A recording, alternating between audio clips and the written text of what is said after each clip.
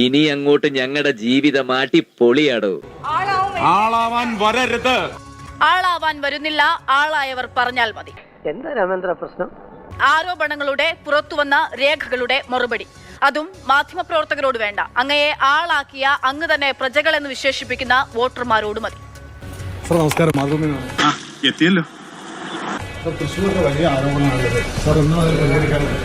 രാജാവിനെന്ത് വഴിയൊരുക്കടാ.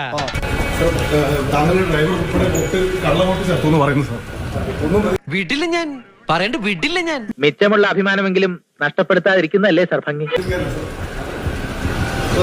വ്യാപകമായി RSS നേതാവ് ഷാജി കെയാറും വ്യാജ വോട്ട് ചേർത്തു തുറന്ന് ഞാൻ തന്നെ പറയണോ അല്ലേ? ഞാൻ പറയില്ല, ഞാൻ പറയില്ല. യാതൊരു പ്രതികരണമല്ലേ ജനാധിപത്യത്തിൽ ഏറ്റവും വലിയ ഒരു വിഷയത്തിലാണ് സാർ.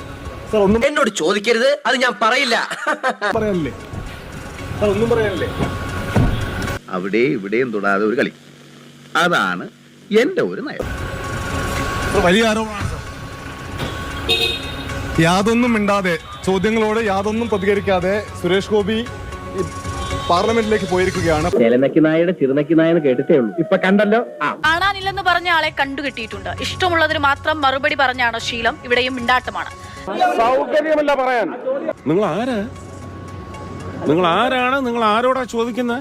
രാഹുൽ ഗാന്ധിയുടെ ആറ്റം ബോംബ് ഇപ്പോഴാണ് കേരളത്തിൽ പൊട്ടിവരുന്നത്.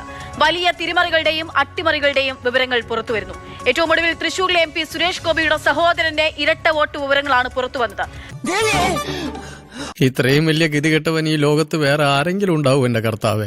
കൊല്ലത്ത് കുടുംബ വീട് ലക്ഷ്മി വിലാസത്തിന്റെ പേരിൽ വോട്ട്. ഇരവിപുരം മണ്ഡലത്തിൽ ഭാര്യ റാണി സുഭാഷിനുമുണ്ട് ഇരട്ട വോട്ട്. ഇങ്ങനെ ഒരു വിധി എഴുത്തുണ്ടാകുമെന്ന് സ്വപ്നത്തിൽ പോലും വിചാരിച്ചല്ലോ. വോട്ട് ചെയ്തത് തൃശൂർ ലോക്സഭാ മണ്ഡലത്തിലാണ്. കുമ്പിടിയാണ് സാറേ, കുമ്പിടി എന്ന് മാത്രം പറയേണ്ടി വരും തൽക്കാലം. തൂക്കിയല്ലോ നാഥാ. ഞാൻ ആലോചിച്ചപ്പോ ഒരു കാര്യം തോന്നിപ്പോവാണ്. ജനങ്ങൾ സമ്പൂർണ്ണ സാക്ഷര